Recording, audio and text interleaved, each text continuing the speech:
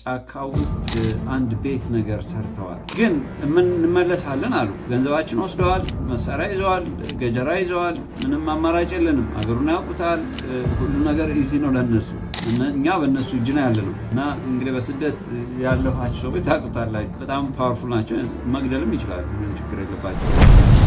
አሁን እነዚህ ሰዎች ይዘውን ሄዱ። ፖሊስ ጣቢያ የሚመስል ቦታ አሰሩ። በሶስተኛው ቀን ምግብ ጨረስን፣ ውሃ ጨረስን።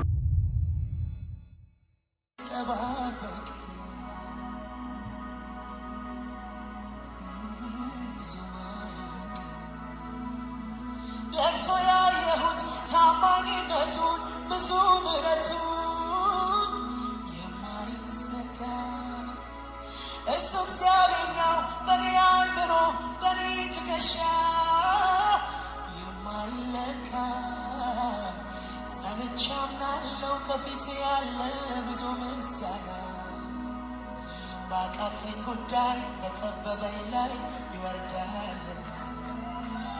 ጸንቼ አምናለሁ ከፊቴ ያለ ብዙ ምስጋና። ባቃተኝ ጉዳይ በከበበኝ ላይ ይወርዳልና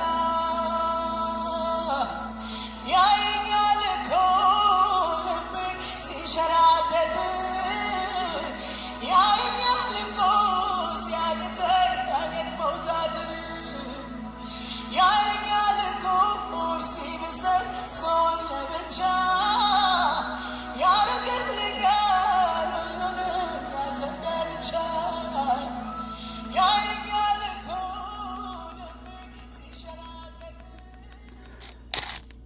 ሰላም የእውነት ህይወት ቤተሰቦች እንደምን አላችሁ?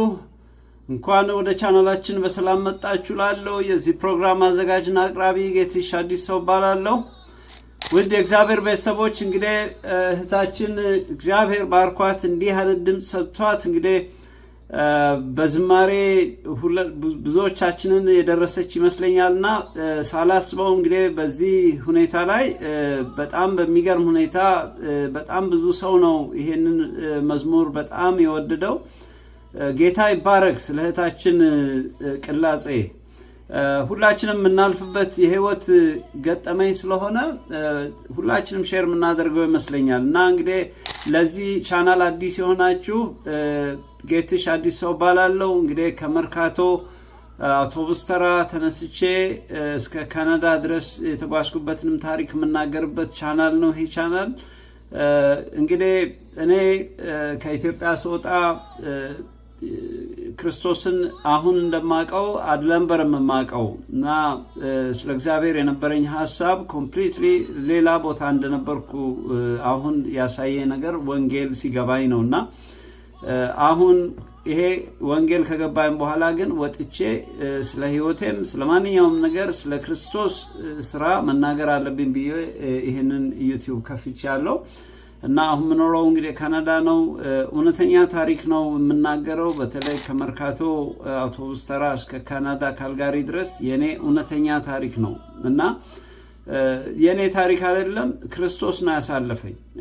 ብዙዎቻችንን እንግዲህ በአንዳንድ ጊዜ ሳናቀው ብዙ ነገር እናልፍና በኋላ ላይ ሲገባን ግን ለካ መድኃኔዓለም ከኛ ጋር ነበረ እና እኔም ከእንደነዛ አይነት ሰዎች ውስጥ አንዱ ነኝ ማለት እችላለሁ። እና እንግዲህ በዚህ ቻናል ላይ ከክርስቶስ ጋር የተያዙ ነገሮች በተለይ ደግሞ ለእግዚአብሔር መንግስት ነው ይሄ ቻናል የተከፈተው። ቅድሚያ እሱ ይክበር። በዚህ ቻናል ላይ የምታገኙት ማንኛውም አይነት ፕሮግራም ከክርስቶስ መንግስት ጋር የተያያዘ ነው ብዬ አስባለሁ። ምናልባት ደግሞ እንግዲህ አንዳንድ ጊዜ አንዳንድ ፕሮግራሞች አስቀይሟችሁ ከሆነ በእግዚአብሔር ፊት ይቅርታ ለምናለሁ። በተረፈ እንግዲህ ሁላችንም የመንግስቱ ሰራተኞች ነን። ስለ ሁሉ ነገር ጌታ ይባረክ እና እንግዲህ ዛሬ በዚህ ፕሮግራም ላይ ልነግራችሁና ላመሰግናችሁ የፈለኩት ይሄ ቻናል ከተከፈተ ጀምሮ እንዲህ አይነት ቪው በአንድ ጊዜ ውስጥ የመጣ ሰው አልነበረምና በጣም የሚገርመው ነገር ወደ 500 ምናምን 600 አካባቢ ነበር ሰብስክራይበር የነበረው። ግን በዚህ መዝሙር ምክንያት በጣም የሚገርመው ነገር ኦልሞስት ወደ 500-400 ሰው በላይ ይሄንን ቻናል ሰብስክራይብ አድርጓል። በጣም የሚገርም ነው። ይሄ የእግዚአብሔር ስራ ነው። ምክንያቱም እግዚአብሔር በየት በኩል እንደሚሰራ ምን እንደሚያደርግ አናውቀውም እና መጽሐፍ ቅዱስ ሲናገር መንግስትና ጽድቁን ፈልጉት እንጂ ሌላው ይጨመርላችኋል ይላልና ሁልጊዜ የእግዚአብሔርን ስራ ስንሰራ እሱ የሚያስፈልገን የሚጨምረው እሱ ነው። እኔ በእውነት ቪወር ኖሮኝ ወይ ደግሞ በዩቲዩብ ሌላ ኢንካም አግኝቼ ምናምን የሚል አይደለም ሞቲቬ። ዋናው ትልቁ ነገር ጌታ ያውቀዋል። የምኖረው ካናዳ ነው። ጌታ በብዙ ነገር አሳልፎኛል እና እግዚአብሔር ይመስገን በቂ የሆነ ህይወት ሰጥቶኛልና ብዙም የሚያስጨንቀኝ ነገር የለም። ግን ለሌሎች ደግሞ እጨነቃለሁ። ልክ እኔ ባለፍኩበት መንገድ ደግሞ ብዙ ወንድሞችና እህቶቼ እንደሚያልፉ አውቃለሁ። በስደትም በሉት በተለያየ መንገድ ዓለም የማረፊያ ቦታ አይደለም እና እንግዲህ እኔም በብዙ ሀገሮች በተጓዝኩበት ያየሁት ይሄን ነው እና እኔም ምስክር ነኝ ብዬ ነው እንግዲህ ወደ ዩቲዩብ የወጣሁት ማለት ነውና በዚህ ሴንስ ነው የምናገረውና ሳላስበው ነው ይሄ ሁሉ የሆነውና የብዙ ሰዎችን በህታችን ውስጥ ያለው የዝማሬ መንፈስ ብዙዎቻችን እንደነካ አስባለሁ። እኔም እያለቀስኩ ነው አብዛኛው የምሰማው እና ወደ ኋላ ይመልሰኛል፣ ወደ አለፍኩበት መንገድ ይመልሰኛል እና እንደውም በዚህ አጋጣሚ ለምን በአጋጣሚ ታሪኬን ስናገር የቆምኩት እንግዲህ ወደ ቬንዙዌላ ገብቼ ከቬንዙዌላ ወደ ከኮሎምቢያ ከኮሎምቢያ ደግሞ ወደ ፓናማ የሚባል ሀገር በእግሬ የሚሄድበት ጊዜ ነበርና እና ይሄ መዝሙር በጣም ብዙ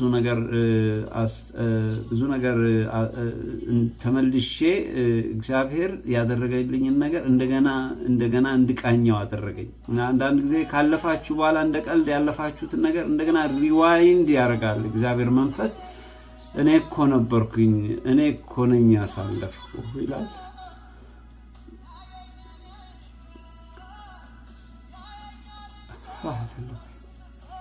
ይቅርታ እግዚአብሔር ያል በምናልፍበት ቦታ ሁሉ እግዚአብሔር አለ። እኔ 18 ሀገር ባላሰብኩት መንገድ ወጥቼ ነው ካናዳ የገባሁትና የእግዚአብሔርን ምሕረት በእውነት ከሚያውቁት ሰዎች አንዱ ነኝ ብዬ አስባለሁ ራሴና ሁልጊዜ አንድ ነገር እግዚአብሔር የሰጠኝ ነገር ምንድነው ያልፋል በላቸው ነው። አሁንም መሴጁ ለሚያልፉ ሰዎች እግዚአብሔር ያልፋል ነው በቃ እና ያልፋል። በብዙ ነገር ታልፋላችሁ። በብዙ ነገር ያላችሁ ሰዎች አላችሁ፣ ታልፋላችሁ። እንግዲህ እኔ ባለፍኩበት በስደት በተለይ የብዙ ሰው ህይወት አይቻለሁ።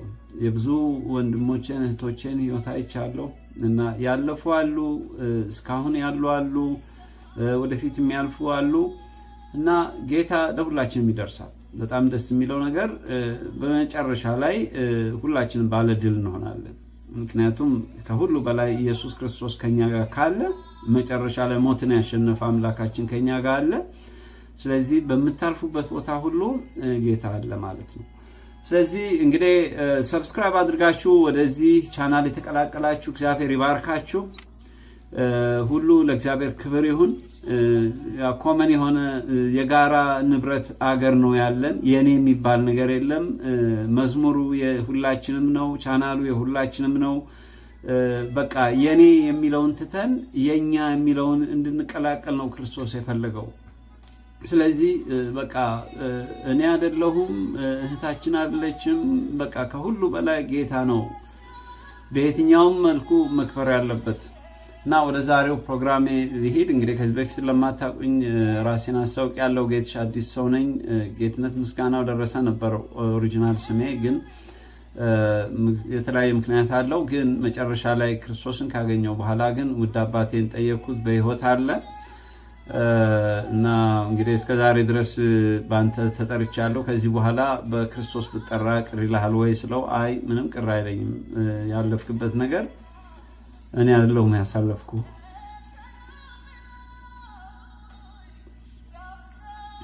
እና እኔ ምንም እንትን የለኝም። ስለዚህ ደስ ያለህን ስም ተጠቀምበት አለኝና ጌትሽ አዲሱ ሰው እና ጌትነት የሚለውን ክርስቶስ በቁልምጫ ስም ጠራኋችሁ ይላልና ጌትሽ የሚለው በዛ ነው የወሰድኩት።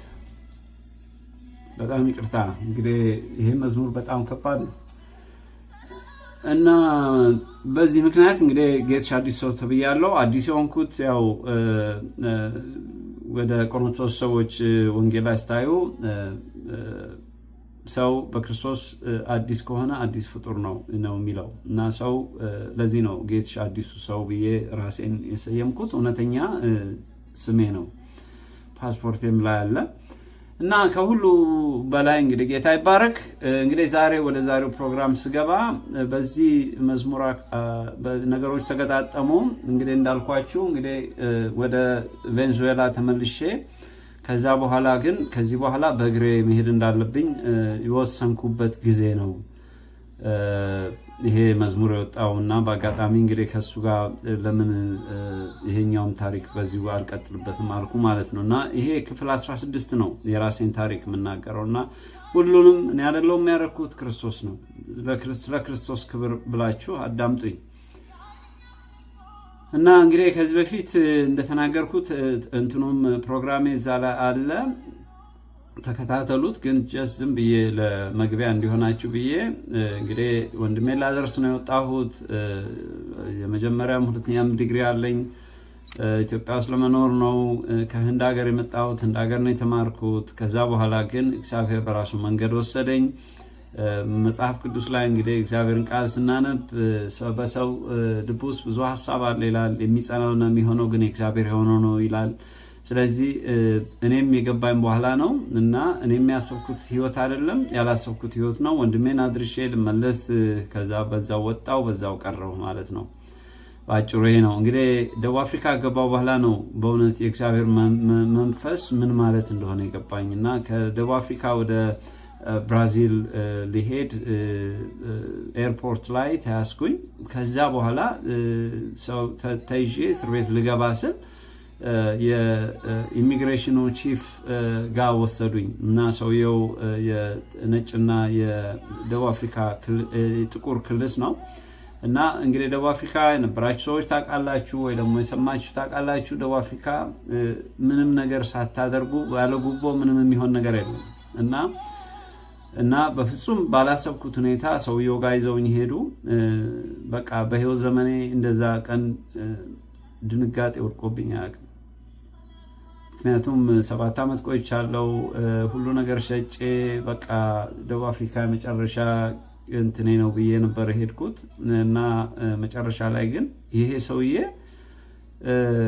እንደ ወንጀለኛ ሳይሆን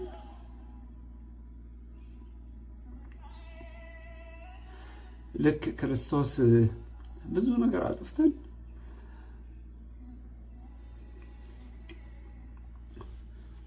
በመጣን ጊዜ እሰይ ልጄ እንኳን መጣሽልኝ እንኳን መጣህልኝ ብሎ እንደሚቀበልን ነው ሰውየው የተቀበለኝ። አየህ በቃ አስተያየቱ የክርስቶስ አስተያየት ነው እንጂ ሰው አይደለም። በጣም ነው የገረመኝ። እስካሁን ድረስ ይገርመኛል። በቃ ራራልኝ፣ ሂድ አለኝ። ወዴት ነው የምሄደው አልኩት። በቃ ከመደንገጥ የተነሳ ነው። ግን ሰውየው እኮ አውቋል። ፌክ እንትን ነው ያስመጣው። ፓስፖርት ላይ ያለው ፌክ ነው። ስቲከር አለ። እኔ የገባሁት በእንትን ነው በቦርደር ነው። ግን ለሆነ ናይጄሪያ ከፍየው በዛ እንትን ነው እሱ ስቲከር አስመትቶልኝ እሱ ችግር የለም እና ጨርሼልሃለሁ ብሎ ነው የገባሁት። ግን የሰውየው አስተያየት ልክ ኢየሱስ ክርስቶስ እኛ ኃጢአትን ሰርተን ብዙ ነገር አጨመላልቀን መተን እሱ ግን እንደ ንጹህ ሲቀበልን ሰውየውም እንደዚህ ነው የተቀበለኝ። ሂድ ምንም ችግር የለውም ጀስት ጎ አለኝ። ክርስቶስ ራሱ ወርዶ ነው ዛሬ ላሳስበው ይገርመኛል። እንደ ቀልድ ነበር የተናገርኩት። በኋላ ሳስበው ግን ጌታ እኔ ነበርኩ እኮ ይለኛል። በሄድኩበት ባለፍኩበት ነገር የእግዚአብሔር መንፈስ ከኔ ጋር ነበር። ጌታን አላውቅም ማለት አሁን ባለሁበት ሁኔታ እግዚአብሔርን አላውቅም። እንደ ማንኛውም ሰው ቸርች ሄዳለሁ ነው። ግን ይህን ያህል ዲፕ ሆኖ እንደዚህ እስከሚያስለቅሰኝ እስከሚነካኝ ድረስ እንዲህ አይነት ሰው አልነበርኩም። ምን ነካኝ ነው ያልኩት። እና ሰውየው ሂድ ሲለኝ በጣም ደንግጫለሁ። እንግዲህ ወደ ኋላ መለስኳችሁ፣ በጣም ይቅርታ። እና ከዛን ጊዜ ጀምሮ ነው በቃ የእግዚአብሔር መንፈስ ውስጤ በቃ መንደድ የጀመረው። የሆነ ነገር ነክቶኛል። ከዛ በኋላ ግን ምን እንደነበረ አላውቅም። ብዙዎቻችሁ በእንደዚህ አይነት ሁኔታ የምታልፉ ሰዎች እውነቱን ልንገራችሁ፣ ከእግዚአብሔር መንፈስ ውጪ ሌላ ምንም ሊሆን አይችልም። ምናልባት ዛሬ ላታውቁ ትችላላችሁ፣ ግን ብዙ ዓመት ነው አሁን ይህን ታሪክ ስነግራችሁ። ከ20 ዓመት ከ30 ዓመት ኦልሞስት ከ20 ምናምን ኦልሞስት ወደ 20 እንግዲህ 2010 አካባቢ ነው የምነግራችሁ ያለሁት። እና አንዳንድ ነገር እንደ ቀልድ ነው የምታልፉት፣ ግን ከስንት ዓመት በኋላ እግዚአብሔር ሪማይንድ ያደርጋቸዋል። እግዚአብሔር መንፈስ ወደ ኋላ መልሶ you remember this day I was the one እኔ ነኝ እኮ በዚህ ሰዓት እኔ ነኝ የረዳው፣ እኔ ባረዳህ ኖሮ አትችለውም ነበር ነው የሚላቸው። እና በዛ ሰዓቴ ነው ሰውየው ብታሰር ኖሮ ምናምን ሌላ መንገድ ሊኖር ይችላል፣ ግን እግዚአብሔር ተጠቀመበት ያንን መንገድ anyway። ከዛ በኋላ ብዙ አለፍኩና እንግዲህ ያው መጨረሻ ላይ ከቬንዙዌላ ፕሌን ይዤ መጥቼ እንደገና ወደ ሜክሲኮ ላይ ተያዝኩኝ፣ እንደገና ታሰርኩኝ፣ ተመለስኩኝ። እንደገና ከዛ በኋላ ትሪንዳድ ገባሁ። ከዛ በኋላ ተመላልሼ መጨረሻ ላይ እንግዲህ አሁን የቆምኩት ወደ ኮሎምቢያ ለመሄድ ተዘጋጅቼ ነው ማለት ነውና አሁን ወደ ታሪኩ እመለሳለሁ። ይቅርታ፣ በጣም ይቅርታ ወደኋላ ኮንፊውዝ ስላደረኳችሁ እና ስትከታተሉት በደንብ አንደርስታንድ ታደርጉታላችሁ። እና መጨረሻ ላይ ነው ወይ እንግዲህ ከትሪንዳድ ኤንድ ቶቤጎ ወደ ኮሎምቢያ ወደ ቬንዙዌላ ተመለስኩኝ። ከዛ በኋላ ግን ከዚህ በኋላ በእግሬ መሄድ እንዳለብኝ ወሰንኩኝ። በአይሮፕላን ሞከርኩኝ እስከ ተመለስኩኝ። ከዚህ በኋላ ግን በቃ መጨረሻ ላይ በቃ ወደ ኮሎምቢያ መሄድ አለብኝ፣ በእግሬ ያቆራረጥኩ አሜሪካ መግባት አለብኝ ብዬ ወሰንኩ። እንዳልኳችሁ ከደቡብ አፍሪካ ጀምሮ የነካኝ መንፈስ አለ፣ ግን ጌታን አላቅም፣ በጌታ አልነበርኩምና መንገድ ላይ ነኝ። ግን የሆነ ስሜት ግን ውስጤ አይዞ በርታ ይቻላል የሚል ነው ውስጤ ያለኝ። እና ዝም ብዬ ማፑን ሳየው እንዴት ብሎ ነው ከላቲን አሜሪካ ያለምንም እርዳታ የሚካሄደው? ግን ውስጤ ግን በጣም የሚገርማችሁ ነገር ሙሉ ሆነ። ብቻዬን ነው ያሰንኩት፣ ብቻዬን ነው የወጣሁት። እና ግን በቃ ከደቡብ አፍሪካ በኋላ ግን ውስጤ የሆነ ነገር በቃ ተቀይሯል።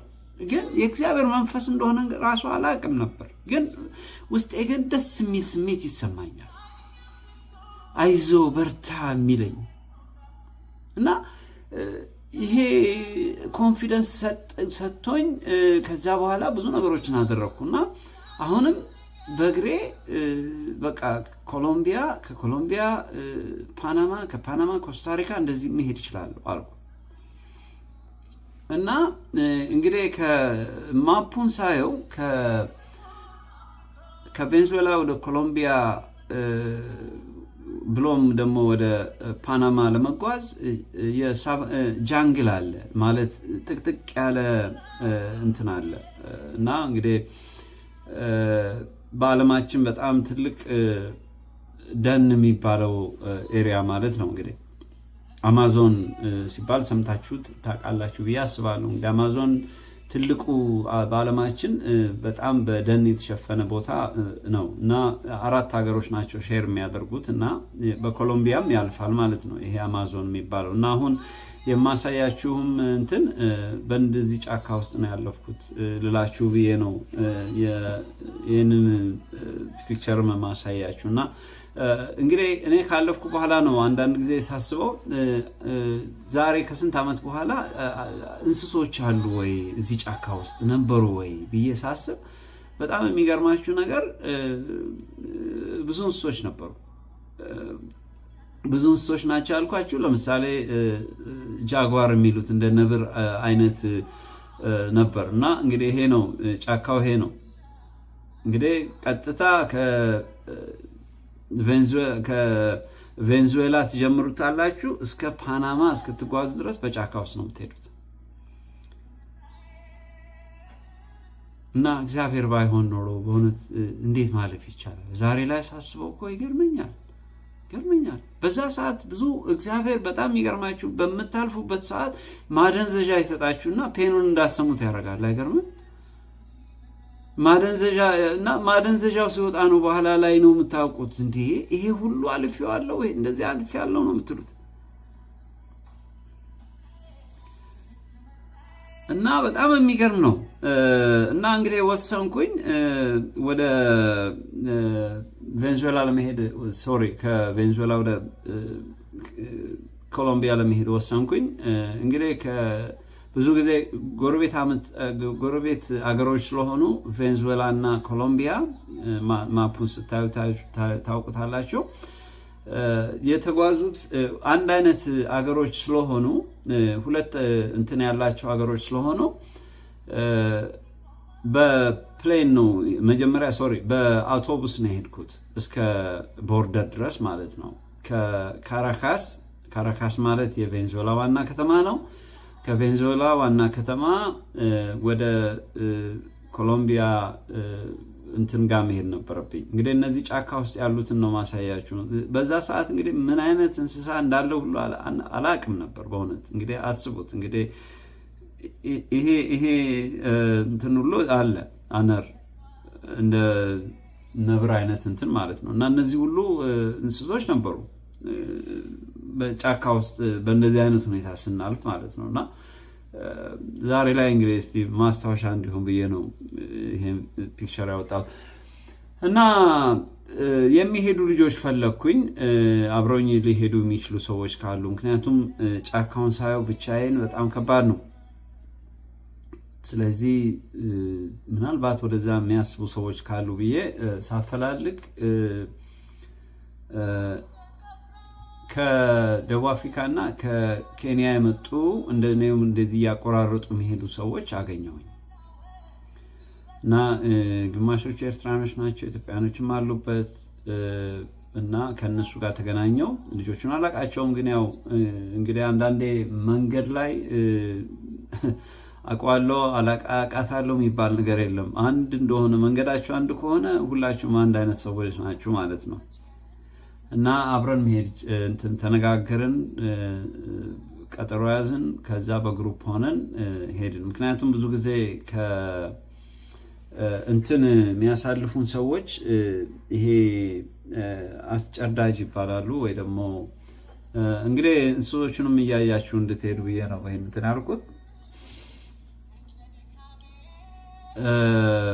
አስጨዳጆች የሚባሉ አሉ፣ የሚያሳልፉ አሉ። እና ይሄንን አሁን እኛ ሰው የፈለግንበት እንግዲህ አማዞን ጫካ ውስጥ ጫካ መንገድ ያስፈልጋል።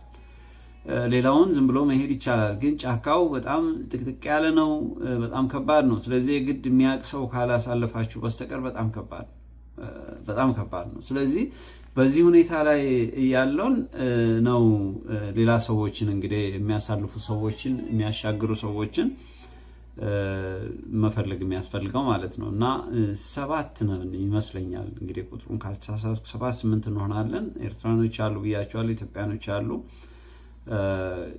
ከነዚህ ሰዎች ጋር እንግዲህ ኮሎምቢያ ነው ያገኘኋቸው፣ ቬንዙዌላ ነው ያገኘኋቸው። ቬንዙዌላ ከተገናኘን በኋላ እንትናችን አሬንጅ አደረግን፣ ሰዎች አገኘን።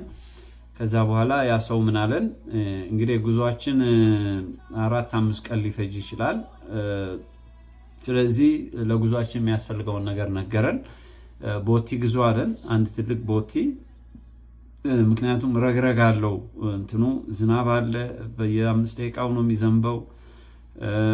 ስለዚህ ጭቃ አለ ምናምን፣ ስለዚህ ዳገት አለ ብዙ ነገር ስላለ ቦቲ ግዙ አለ። ቦቲ ገዛን እስከ ጉልበታችን የሚደርስ ትልቅ ቦቲ። የሚበላ ነገር በስኳር ጣፋጭ ነገር እንትን በሉ አለ። ምግብ ትጨርሳላችሁ አለ። ውሃ በጣም ከባዱ ፓርት ውሃ ነው እና ውሃ ያዙ አለ። ግን ያው ተዘጋጁ አለ። ምክንያቱም ውሃ በጣም ከባድ ነው ለማግኘት ማለት ነው። ሊጠማን ስለሚችል እድለኞች ከሆነን ወንዝ ልናገኝ እንችላለን። እድለኞች ካልሆን ደግሞ ወንዝ አናገኝም ማለት ነው። ስለዚህ ተዘጋጁ አለን። ብዙ ዕቃ አትጫኑ አለን። ብዙ ዕቃ አትያዙ ጀርባችሁ ላይ፣ ምክንያቱም ረዥም መንገድ ስለሆነ ብዙ ነገር ከተሸከማችሁ በጣም ከባድ ነው አለን። ስለዚህ ሰማ ነው እንግዲህ። ይሄ አንድ ጥሩ ኤክስፒሪየንስ የነበረኝ ምንድን ነበረ? በተለይ ወደ ስዋዚላንድ ስገባ አሁን ወንድሜ በህይወት የለም። እዛ ላይም እንትን ብየዋለሁ፣ ተናግሬዋለሁ። ታላቅ ወንድሜ ጋቢ ይዞ መጥቶ ነበር ከኢትዮጵያ ማለት ነው። እና ጋቢውን ጣለው ምንም አያስፈልግም ስለሆነ እናቴ ነች የሰጠችኝ፣ የእናቴ ስጦታ ነው ይለኝ ነበር። እና የውጭውን ዓለም ብዙ አያውቀውም። ለመጀመሪያ ጊዜ ነው ውጭ የወጣው። እኔ ግን ከሱ በፊት ያው ትንሽ የተወሰኑ ሀገሮች ሄጄ ስለነበረ ኤክስፒሪየንሱ አለኝ። እና በጣም ከባድ ነው ጋቢ ይዘህ መጓዝ ከባድ ነው አልኩት። እና እንደፈራሁትም አንድ ጊዜ ወደ ስዋዚላንድ ልንገባ አካባቢ ከስዋዚላንድ ወደ ሳውዝ አፍሪካ ልንገባ ስን ወንዝ አጋጥመን ማለት ነው። ለሊት ነው የገባ ነው። በዛ ሰዓት ላይ በውሃ መሄድ ነበረብን። በውሃ ስንገባ በአጋጣሚ ቦርሳው ከውሃ ውስጥ ስለነበረ ያው ጋቢው እንትን አግኝቶታል ማለት እና ከባድ ነው፣ መጓዝ አልቻልንም። ስለዚህ ጣጣ ያልኩ እኮ ለዚህ ነበር። ወዲያው የበሰበሰውን ጋቢ እዛው ጥሎ ነው ሄደው እና ትዝ አለኝ። እና አንዳንዶቹ ከዚህ በፊት ኤክስፒሪየንስ የሌላቸው ሰዎች አይ ነው ይሄን አልጥልም፣ ይሄ ያስፈልገኛል ይላሉ። እና በቃ እንግዲህ ግድ የለም ጉዞ ሲመጣ ታዩታላችሁ አልኩ። እና አንዳንድ ጊዜ ምን ያስታውሰኛል፣ በክርስቶስ መጣል ጣሉ ያለን ነገር ካልጣል ነው ነገሮች ይመጡና በራሳቸው ሰዓት ያስጥሉናል። አይገርማችሁም እንዴ? እና እነዚህ ሰዎች አታብዙ የተባሉ ሰዎች በራሳቸው ሰዓት ዳገት እንትን ላይ ስንወጣ ጥለውት ሄደዋል። አብዛኛው መንገድ ላይ የምናያቸው እቃዎች እንደዛ ነበሩ። እና መጀመሪያም እዛ ጫካ ውስጥ እንደዚህ አይነት እቃ እንደዚህ አይነት ቦርሳ ተይዞ የሚገባበት አይደለም። ሰውየው በህይወት ከዛ ጫካ ውስጥ መውጣት ከቻለ ሂዝላኪ እና በኋላ ነው የሚያውቀው። እና ሰው አንዳንድ ጊዜ ሰው አትያዙ ሲላችሁ አንደርስታንድ ለማድረግ በጣም ከባድ ነው። ግን በኋላ ላይ ነገርየው ራሱ የሚያስተውን ጊዜ አለ። እና ኤኒዌይ በዛ ሰዓት እንግዲህ አጠር ያለ ነገር ያስኩኝ። ሁላችንም በቃ ይጠቅመናል የምንለውን ያዝን። ከዛ ጉዞ ተጀመረ። እና እንዳልኳችሁ እንግዲህ እስከ እንትን ድረስ እስከ ኮሎምቢያ እስከ ቬንዙዌላ እንትን ድረስ ጠረፍ ድረስ በእንትን ነው የሄድነው፣ በአውቶቡስ ነው የሄድነው። ከዛ በኋላ ግን በእግር ማለፍ ነበረብን ወደ ኮሎምቢያ ለመግባት ማለት ነው። እና ኮሎምቢያና ቬንዙዌላ ጎረቤታሞች ሀገሮች ናቸው። እና በጣም የሚገርማችሁ ቬንዙዌላ በጣም ሀብታም ስለሆነ በኦይል ብዙ ሰዎች ብዙ ኮሎምቢያኖች ወደ እንትን መጥተው ነው የሚሰሩት፣ ወደ ቬንዙዌላ መጥተው ይሰራሉ። እና ቦርደራቸው ልክ እንደ የኬንያ እና የኢትዮጵያ አይነት የሞያሌ ቦርደር ነው። እና ብዙም ጥብቅ አይደለም፣ ግን ጸጉረ ለውጥ የሆነ ሰው ሲያዩ ያስቆማሉ።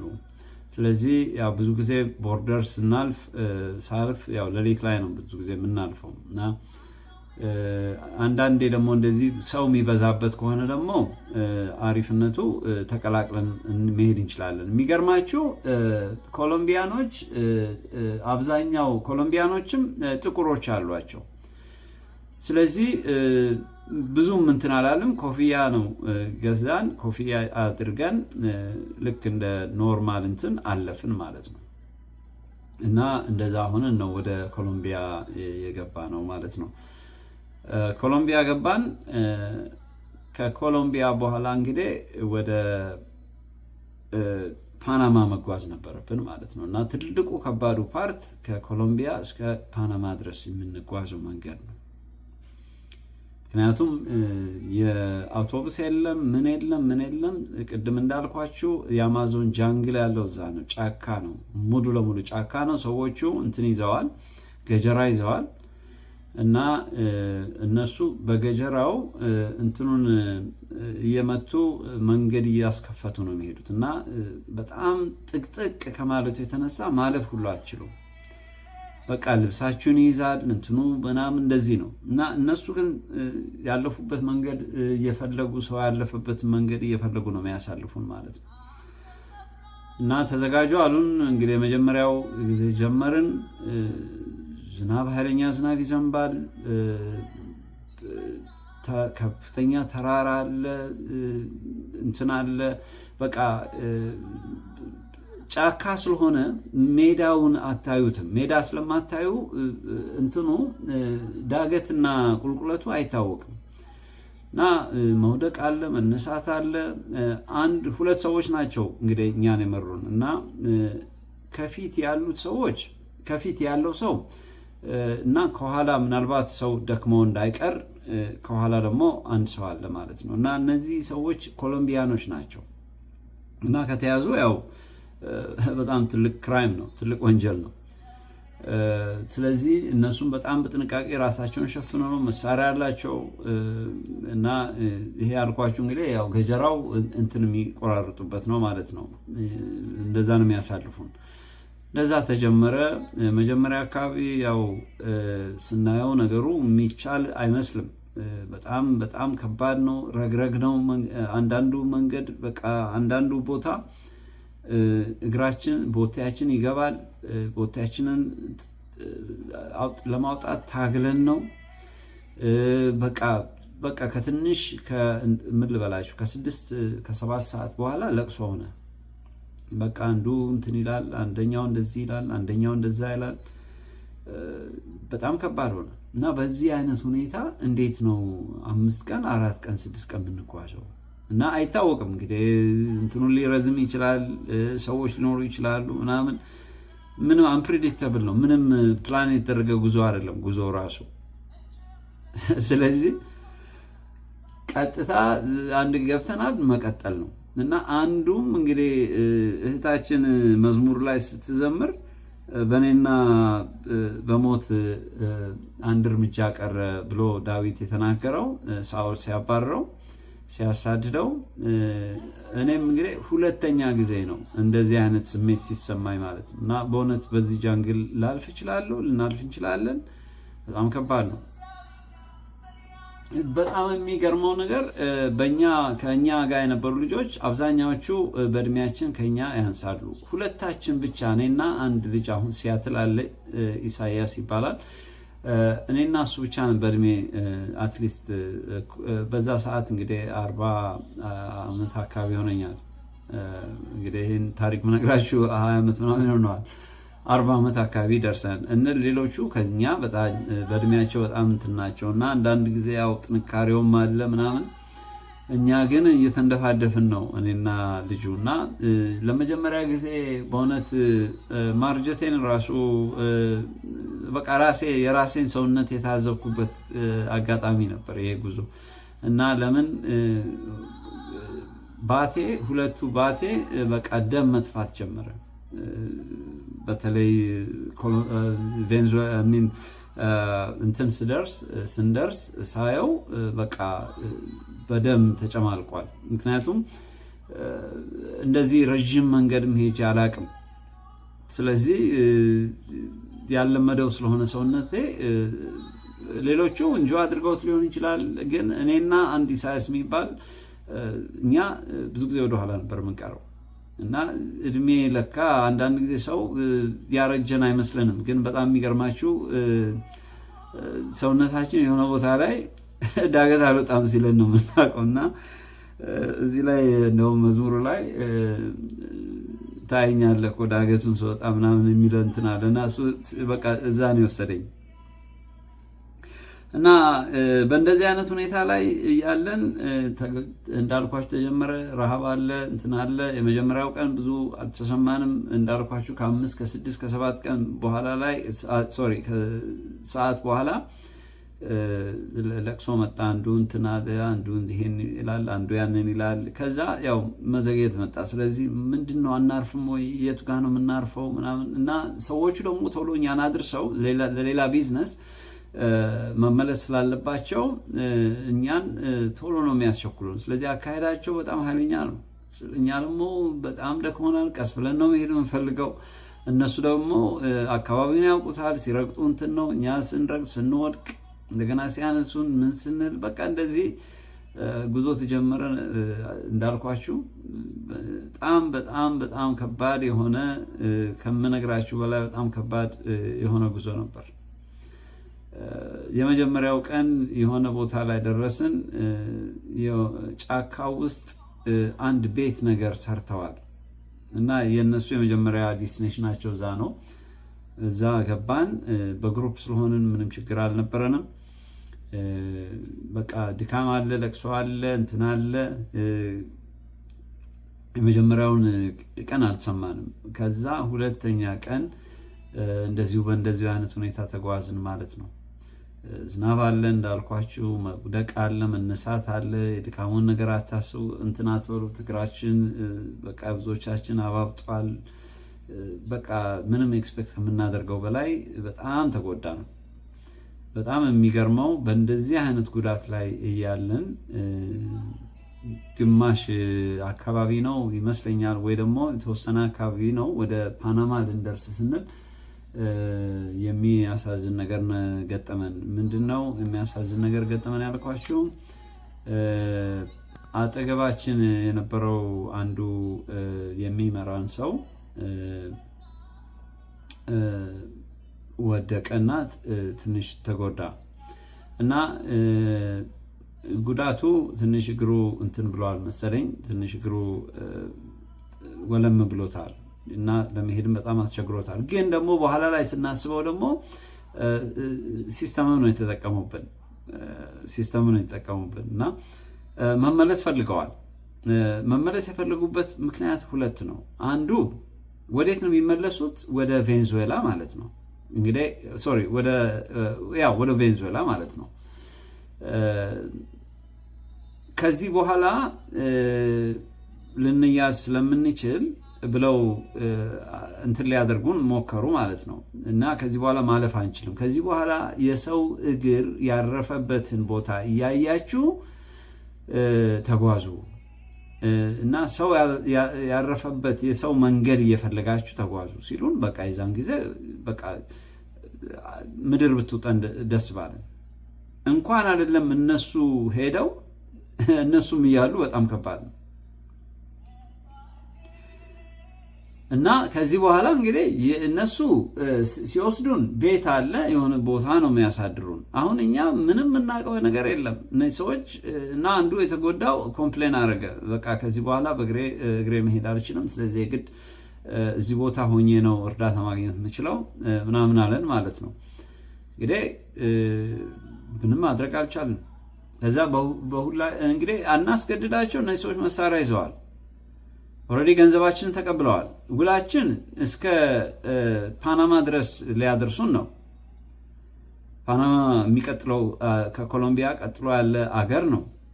እዛ ቦርደር ላይ ሊያስገቡን ነው። ግን እንመለሳለን አሉ። ገንዘባችን ወስደዋል፣ መሳሪያ ይዘዋል፣ ገጀራ ይዘዋል። ምንም አማራጭ የለንም። አገሩን ያውቁታል። ሁሉ ነገር ኢዚ ነው ለነሱ። እኛ በእነሱ እጅ ነው ያለ ነው። እና እንግዲህ በስደት ያለኋችሁ ሰዎች ታውቁታላችሁ። አስጨዳጅ ማለት አስጨዳጅ ነው የሚባለው ቋንቋ፣ ወይ ደግሞ አሳላፊ፣ ወይ ደግሞ እነዚህ እንትን የሚያሳልፉ ሰዎች በጣም ፓወርፉል ናቸው። መግደልም ይችላሉ። ምንም ችግር የለባቸውም።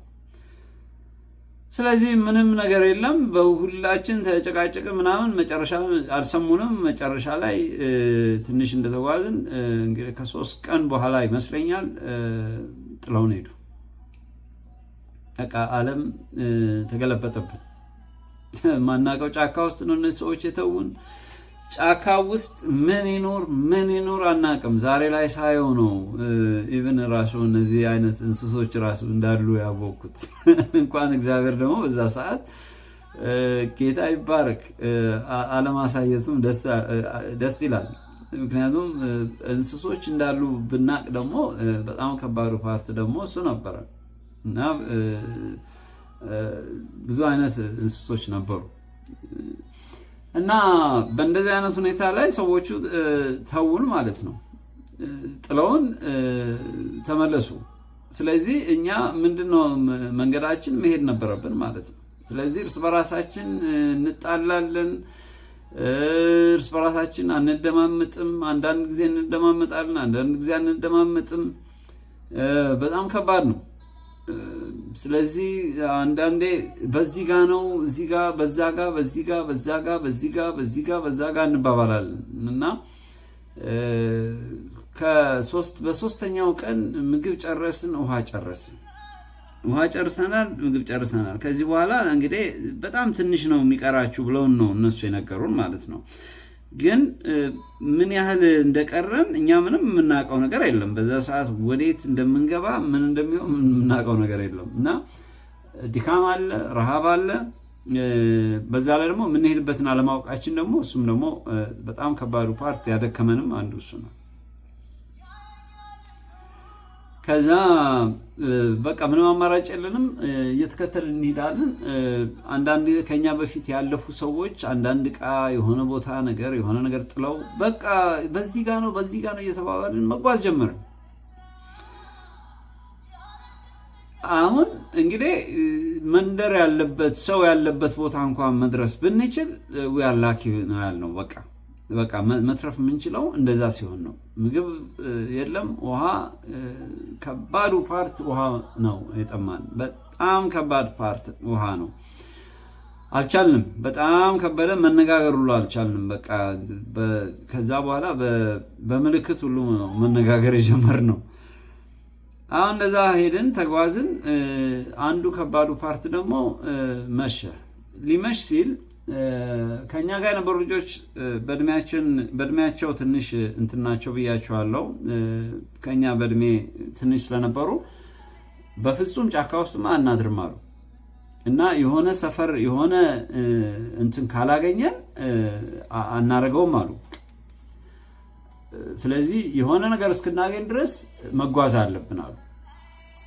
እኔና ደግሞ ቅድም ያልኳችሁ ኢሳያስ እኔና እሱ ወሰንን። ምክንያቱም በጣም ደክሞናል፣ በጣም ተጎድተናል።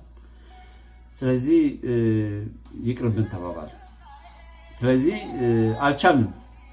ከዛ በኋላ እንግዲህ ከዚህ በኋላ ጥንካሬ ያለው ሰው ይቀጥል፣ ጥንካሬ የሌለው ሰው ጫካ ውስጥ ይቅር አይነት ነገር ነው። አይ እኛ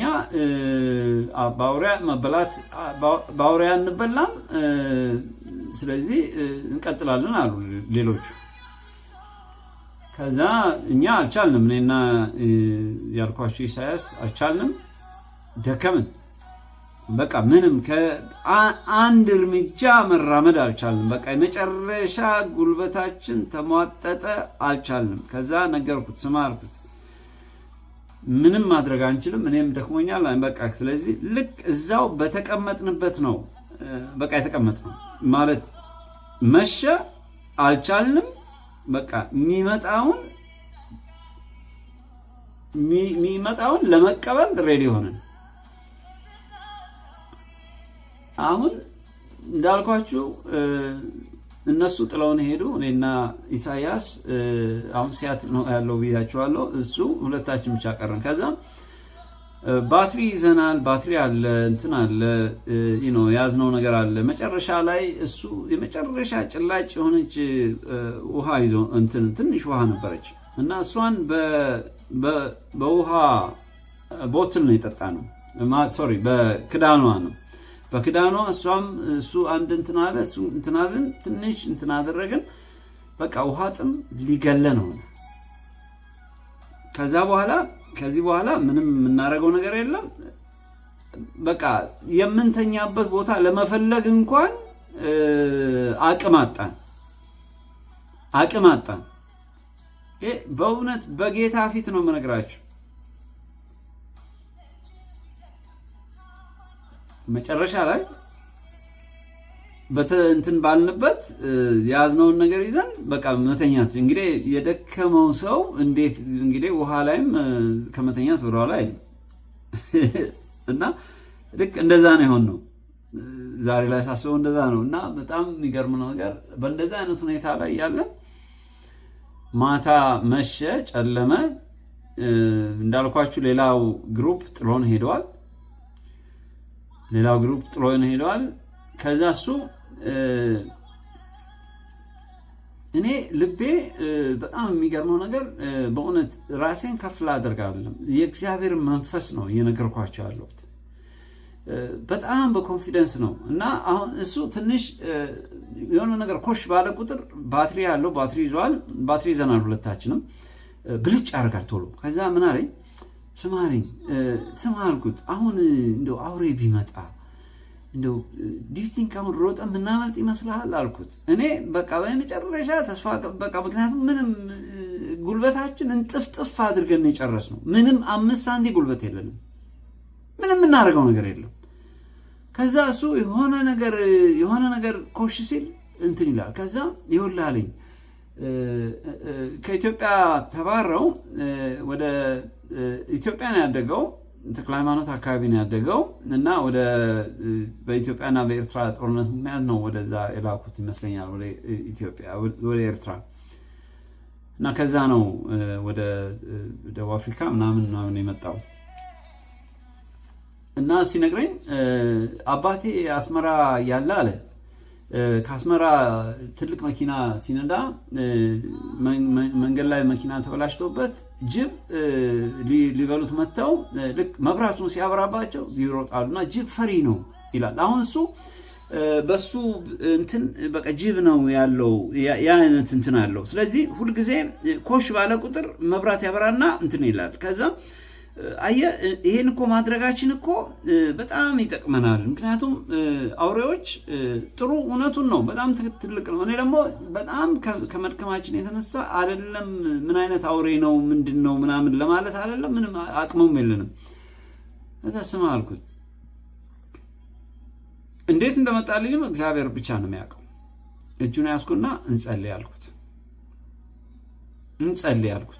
እኔ ከዛ በፊት እኮ ሃይማኖተኛም ሰው አይደለሁም፣ በቃ በትምህርት በምናምን ማምን ሰው እንጂ እንደዚህ መንፈሳዊ ነገርም አይገባኝም። ግን የእግዚአብሔር መንፈስ ግን የሆነ ነገር አሳይ። ስማ አልኩት፣ እዚህ ጫካ ውስጥ አንድና አንድ ሊያየን የሚችለው እግዚአብሔር ብቻ ነው አልኩት። ይገርመኛል ዛሬ ላይ ከየት መጣልኝ? እንዴት አሰብኩት? በቃ የእግዚአብሔር መንፈስ ውስጣችሁ ሲመጣ በጣም የሚገርማችሁ እናንተ አታውቁትም፣ እሱ ግን እናንተን ኮንትሮል አድርጓቸዋል። እንደዚህ ነው የሆነው ለእኔ። ስለዚህ በዚህ አጋጣሚ በእንደዚህ አይነት ሁኔታ የምታልፉት ይሄ እግዚአብሔር መንፈስ ነው፣ እንዳታልፉት። ይሄን አለፋችሁት ማለት ህይወታችሁ በቃ ይሄ እንስሳ ነበር። በጣም የሚገርማችሁ ነገር ይሄ ጃጓር ይባላል። ይሄ እንስሳ ነበር። ዛሬ ነው ያየሁት። እንግዲህ ይሄ እንዳለ ብናቅ ኖሮ እኔ እንጃ፣ እግዚአብሔር ይርዳን። እንኳን በዛ ሰዓት አላወቅ ነው። ዛሬ ነው ማየው። እንግዲህ የአማዞን ጃንግል ውስጥ ምን አይነት እንስሶች አሉ ብዬ ነው ዛሬ እያየሁት ያለሁት። እና በጣም የሚገርማችሁ ነገር እንጸልይ አልኩት። እጁን ያዝኩትና ጸለይን። በቃ ሊያድነን የሚችለው እግዚአብሔር ብቻ ነው። ከእግዚአብሔር ውጭ ሌላ ማንም የለም። መበላትም ካለብን በቃ ተኝተን እንበላ፣ ሌላ ምንም አማራጭ የለም አልኩት። ነው በቃ እሱ እኔ ጧ ብዬ ተኛው። በእውነት ይሄ ለእግዚአብሔር ክብር ነው የምናገረው። እኔ ራሴን ከፍ ማድረግ አይደለም። ጧ ብዬ ተኛውኝ። እሱ ጧ እንትን ሲል ኮሽ ባለ ቁጥር አንተ ተነስ እንጂ የሆነ እንስሳ መጣ፣ የሆነ አውሬ መጣ፣ የሆነ ምናምን ይለኛል። እኔ የለውም። እንግዲህ ጫካ ውስጥ ወዲያው ነው የሚጨልመው፣ ወዲያው ነው የሚነጋው። በጣም የሚገርማችሁ ነገር እና አሁን ነው ምን ያህል እንደተኛው አላቅም፣ ወይ ደክሞኝም ይሆናል አላቅም። ብቻ ተኝቼ ብቻ ወፎች ሲንጫጩ ነው የነቃሁት። ከዛ አንተ ስማ አለኝ፣ ዝም ብለህ ተኛለህ እንዴ? አውሬ ቢበላንስ እንደዚህ ብንሆንስ እንዴት ዝም ብለህ ትተኛለህ? በቃ ጸለይኩ፣ ምንም ማድረግ አልችልም፣ በቃ አም ሶሪ በጣም ደክሞኛል አልኩት። አልቻልኩም። ከስንት ዓመት በኋላ ሳስበው እግዚአብሔር ለካ በጣም የሚገርማችሁ ነገር ከሌላ ቦታ አይደለም መላእክትን የሚያመልጣው እናንተን ለመጠበቅ። አሁን ዛሬ ላይ ሳስበው ይገርመኛል። ምናልባት ኢሳያስ ይህንን ቢሰማ በጣም ነው የሚገርመው። እና ኢሳያስ እኔን እየጠበቀ ነው ያደረው ማለት ትችላላችሁ። እና በጣም ይገርመኛል። እኔ ጠዋት ወቀሰኝ። አም ሶሪ በጣም ደክሞኝ ነው፣ ምን አባቴ ላድርግ አልቻልኩም አልኩት። የምትገርም ሰው ነህ ምናምን በቃ ምናምን ብሎ ከዛ በኋላ በቃ ነጋ አይደለ በቃ አሁን እንግዲህ እንጓዝ። አሁን ውሃ ከየት ነው የምናገኘው? ውሃ በቃ ልንሞት ሆነ። ውሃ ካላገኘን ውሃ በቃ መሞታችን ነው ተባባለ። አሁን የመጀመሪያ ነገር ውሃ መፈለግ ነው ያለብን። ተነሳን። ከዛ በኋላ ምንም እኔ እግዚአብሔር ይባረክ በጣም የሚገርማችሁ ነገር ኃይለኛ ጉልበት አግኝቻለሁ። እሱ በጣም ደግሞ አንተ ተኝተሃል እኮ አንተ ተኝተህ ያሳለፍከው እኔ በቃ ምናምን አለኝ። በቃ አይዞህ ግድ የለም እኔ በቃ እኔ አሁን ከዚህ በኋላ ያለው አም ኢንቻርጅ አልኩት። እሺ ብለን መጓዝ ጀመርን። ከዛ ውሃ ነው የምንፈልገው። ውሃ ስንፈልግ በቃ የሆነ ትንኝ የወረረው ትንኞች የወረሩት አይነት እንትን ውሃ አገኘን ማለት ነው። እና ስናየው በጣም ይሸታል ምናምን። በኋላ ምን ይመስላል ይሄን ሞክረው እንደተባባልን ልንመጣ ስንል ሽታ አለው ምናምን። ከዛ በኋላ በጣም እንትን አደረገ። ይኖዋት ሽንታችንን እኮ እንትን ማድረግ እንችላለን አለ። አሉ ነው ግን እስቲ መጀመሪያ ሞክርና መጨረሻ ላይ እንግዲህ ምንም አማራጭ የለም። ያው ድሮ አንዳንድ ታሪክ በልጅነታችሁ የምትሰሙት ነገር አለ። እንግዲህ እሱስ ቢሆን በምን የሆነ እንትን ላይ ሸንተነው እንደሱ ማድረግ እንችላለን። በቃ አንተም የራስን ሽንት ትጠጣለህ፣ እኔም የራስን ሽንት እጠጣለሁ ተባባልን ማለት ነው። ከዛ በኋላ እንደዛ የተጓዝን እያለ ትንሽ እንደተጓዝን ድምፅ ሰማን ጫካ ውስጥ። ከዛ ስማ ተባባል። ስማ አለኝ። ከዛ ጸጥ አለ። ከዛ የሰው ድምፅ ነው የሰማነው። የሰው ድምፅ ሰማን። ከዛ ቆይ ዝም ምናምን ሲባል ሰው ሲጣራ የገደል ማሚቱ ነው ለኛ የሚሰጠን ማለት ነው። ከዛ ወደ ድምፅ ወደ ሰማንበት እየተጓዝን ምናምን ስንሰማ በጣም የሚገርማችሁ የሀበሻ እንትን ነው ዮናስ እንትና ምናምን የሚባል ድምፅ ሰማን። ከዛ ትዝ ሲለን ለካ ከኛ ጋር የነበሩት ልጆች እኛን ጥለውን ሄደው ብዙ አራቁም ማለት ነው። ከዛ እኛም ድምፅ ውስጥ ገባንበት። ከዛ እንትና ምናምን ያው እየተባባልን እየተጫጫን የት ነው ያለው? ኢሳያስ ነኝ፣ ጌትነት ነኝ ምናምን ተባብለን ጠዋት ነው ብያቸዋለሁ። ትንሽ ዝናብ ዘነበ። ዝናብ መዝነብ ሲጀምር ምን መጣልን? በምንድን ይሄ ትልቅ ኮባ ነገር እየፈለገን በዛ ውሃ ለመጠጣት ሞከርን። ግን ዝናቡ በጣም ጥቅጥቅ ያለ ጫካ ስለሆነ ውሃው መሬት ላይ ሲያርፍ በጣም በቃ ተከፋፍሎ ትንሽ ቅንጣት ነች የምታርፈው መሬት ላይ። ስለዚህ እንዴት እናገኘው? ከዛ በቃ መላስ እየላስን እንሄድ። በቃ መላሱ ብቻ እንኳን ያረካናል። አይገርማችሁም እንዴ? የውሃ ጥም በጣም ከባድ መሆኑን ያወቅሁት መጽሐፍ ቅዱስ ላይ የአንድ ሰው ከአልዓዛር ጋር ሀብታም የነበረ ሰው ሁለቱም ሞቱ ይላል የእግዚአብሔር መጽሐፍ ቅዱስ ላይ። እና እባክህ በውሃ እባክህ ምላሴን አርስልኝ አለው። ልጠጣ አለም ውሃ አለው። ምላሴን እባክህ አርስልኝ ነው ያለው። በጣም የሚገርማችሁ በጣም ውሃ ለጠማው ሰው ውሃ ምላስ ማራስ ማለት በቃ አንድ ጠርሙስ የመጠጣት ያህል የሚያረካችሁ። በቃ ያንን የላስን ውሃ የጠጣ ሰው ያህል ደስ አለ። ኃይል ሰጠን ማለት ነው ዝናብ መዝነቡ። ከዛ እንደዛ እየተባለ መጨረሻ ላይ ልጆቹን አገኘናቸው፣ ከኛ ጥለውን ሄዱት ማለት ነው።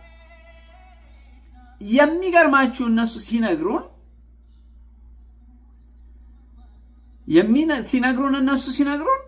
ምንም ያህል ከኛ አልራቁም። ተጣሉ እርስ በራሳቸው።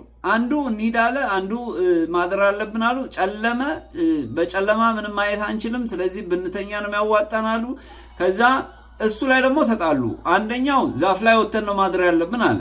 አንደኛው ደግሞ ነው ጫካ ላይ ነው እንትን ማለት ነው ምናምን፣ በዛ ተጣሉ እና ዮናስ ይባላል ትራይኖስ ጫካ ላይ እንትን ዛፍ ላይ ወጥቷል።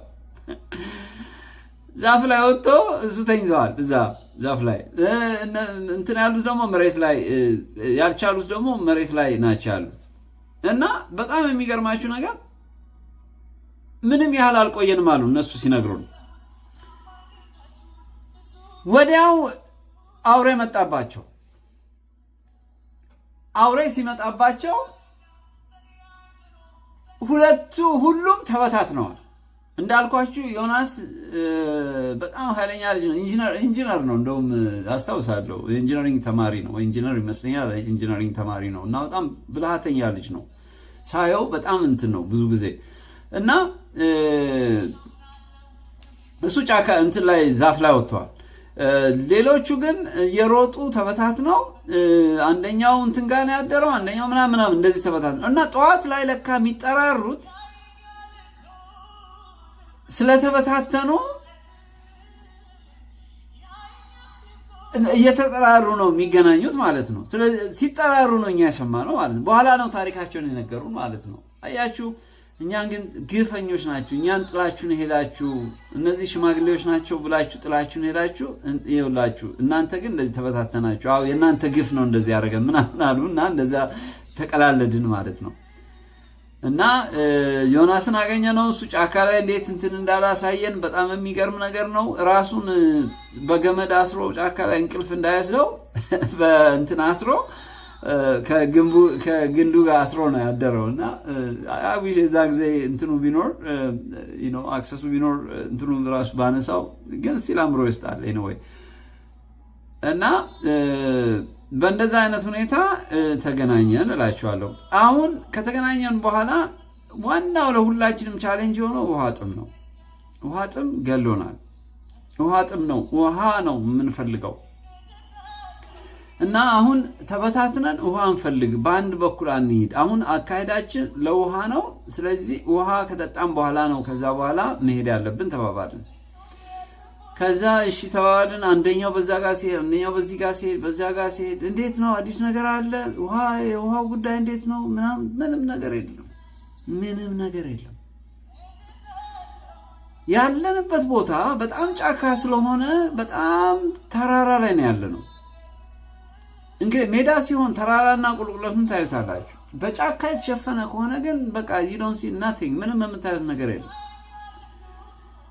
ታገልን እና ወደ በእንደዚህ አይነት ሁኔታ እንግዲህ ኦልሞስት ወደ እንደው ካላጋነንኩት ወደ 7 ሰዓት 8 ሰዓት የተጓዝን ይመስለኛል።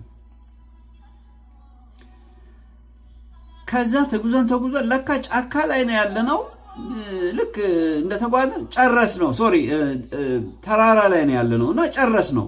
ከዛ ተራራው ላይ ጨርሰነው መንገዱን ወደ ታች ስናይ በጣም የሚገርመው ነገር በጣም የሚያስደንቅ ውሃ አየን። እኛ ያለነው እኮ ተራራ ላይ ነው፣ ውሃው ያለው ታች ነው። በተራራውና በውሃው ባለበት ቦታ ላይ ያለው ርቀት ልነግራችሁ አልችልም።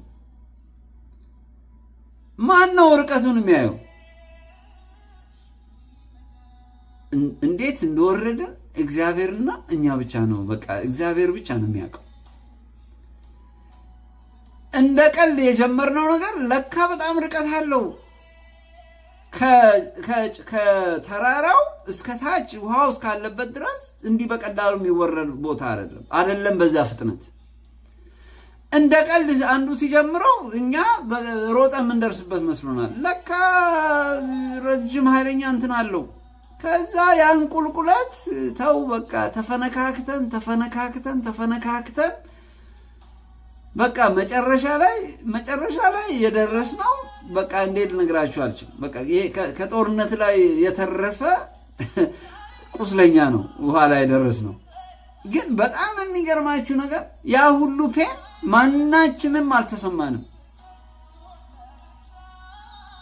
ምንም አልተሰማንም። በጣም የሚገርማችሁ በኋላ ፓናማ ስንገባ የፓናማ ፖሊሶች ወታደሮች ከያዙን በኋላ ነው አንተ እዚህ ጋር ተጎድቻለሁ፣ አንተ እዚህ ጋር እንትን ሆኛለሁ፣ አንተ እዚህ ጋር ሆኛለሁ ምናምን ያልነው እና እንደውም አንዳንዶቻችን የኛን ደም የሚያየው ጓደኞቻችን ነበሩ የሚያዩት።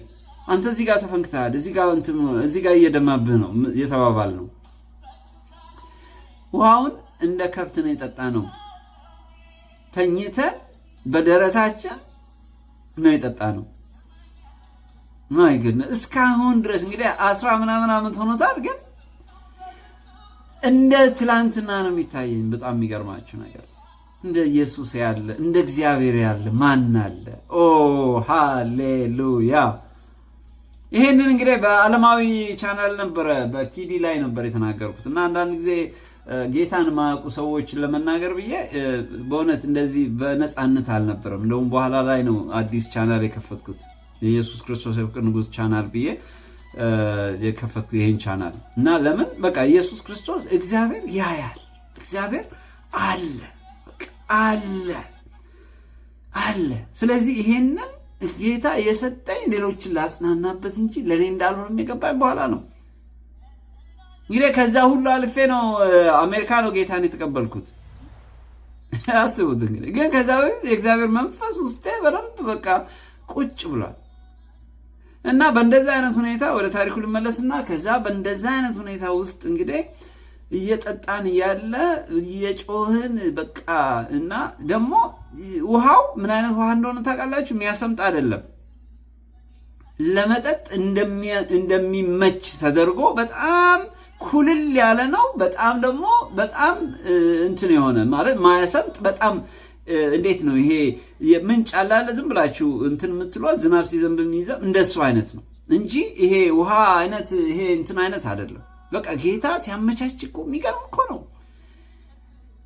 በቃ ኩልል ያለ ንጹህ የሆነ ውሃ በቃ በእውነት እግዚአብሔር እንደሱ ያለ ማን አለ? በዚህ ሰዓት በእውነት እንደኔ በእንደዚህ አይነት ሁኔታ የምታልፉ ሰዎች ኢየሱስ ክርስቶስ አለ። ኢየሱስ ክርስቶስን ከያዛችሁ መንፈስ ቅዱስን ይልክላችኋል። መንፈስ ቅዱስ ደግሞ በሄዳችሁበት ቦታ ሁሉ ይመራችኋል። ኢየሱስ ክርስቶስ አሁን በአባቱ ጋር ነው ያለው። ምንድን ነው ያለን እሱ? እኔ መንፈስ እልክላችኋለሁ። ይህም መንፈስ እኔን ከሞት ያስነሳ ጌታ መንፈስ ቅዱስ ይባላል። ይሄ መንፈስ ነው ከእናንተ ጋር ያለው። ዛሬ ኢየሱስ ከኛ ጋር የለም፣ በአካል አላየነውም። እኛ ግን እሱ የላከልንን መንፈስ ቅዱስን እየተከተልን ነው ኢየሱስን የምናየው። ሃሌሉያ!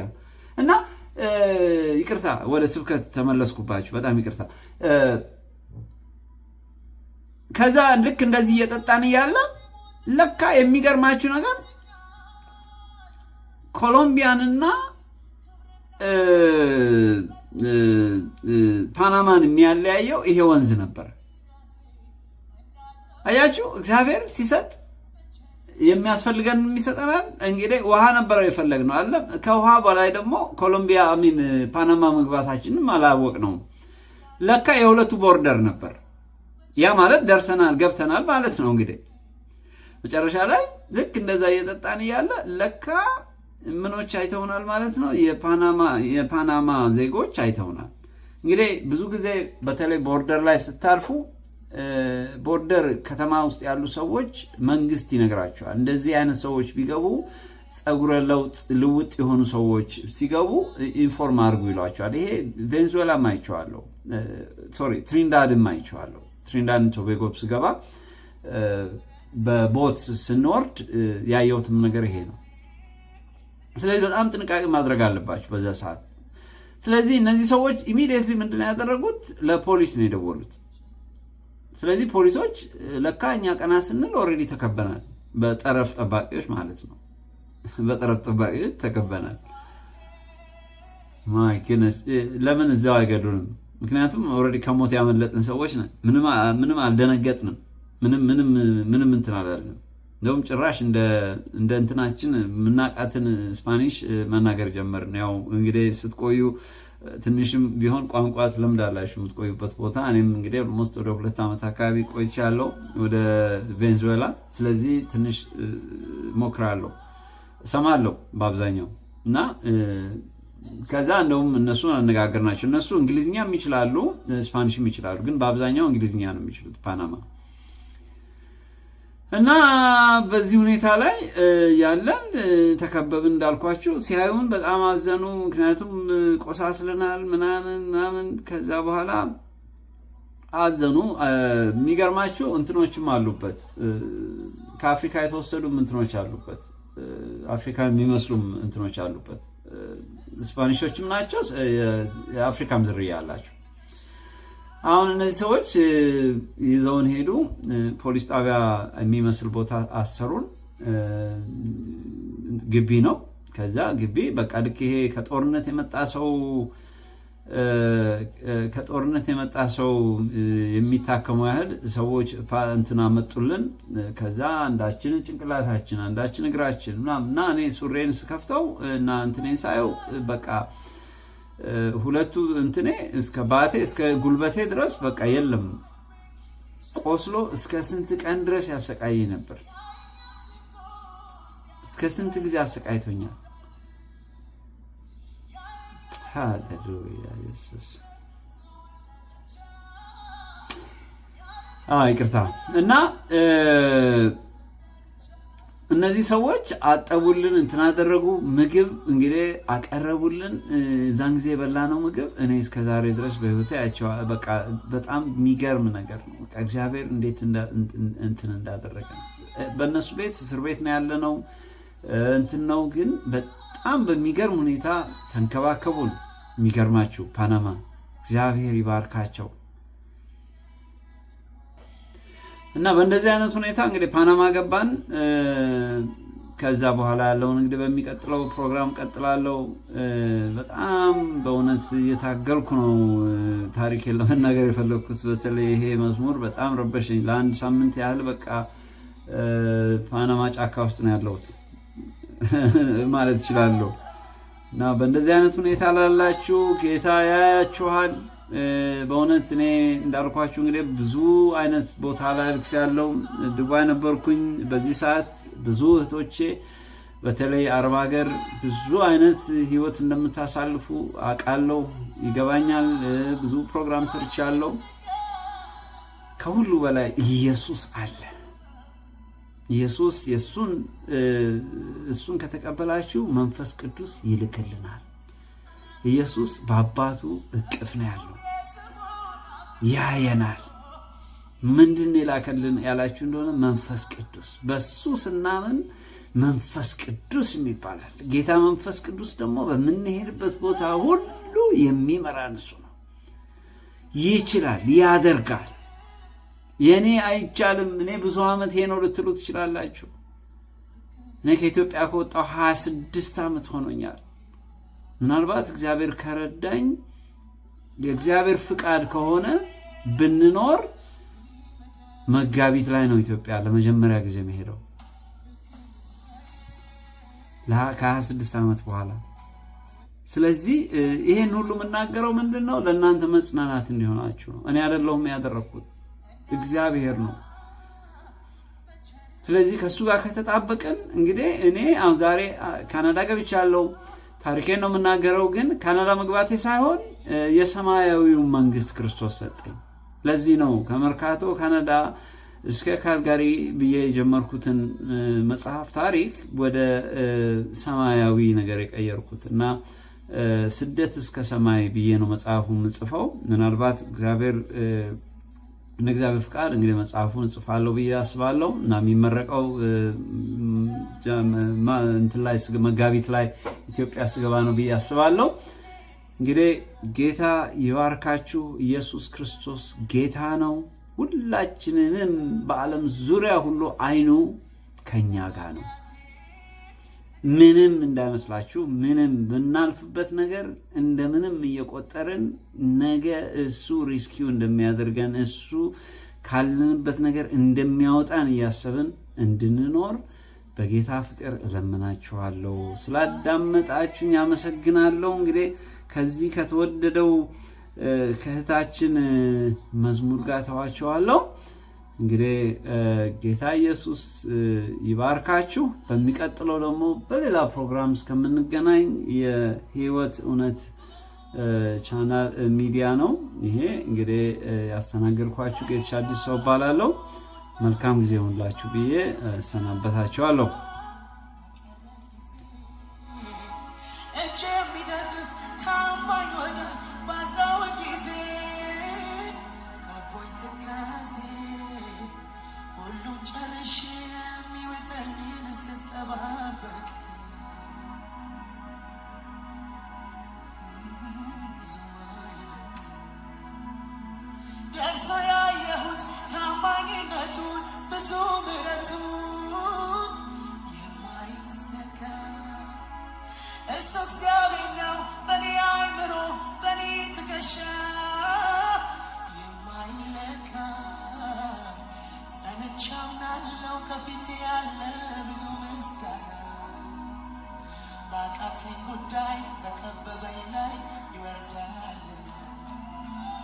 ሰንቻምናለው ከፊቴ ያለ ብዙ ምስጋና ባቃተኝ ጉዳይ በከበበኝ ላይ ይወርዳል።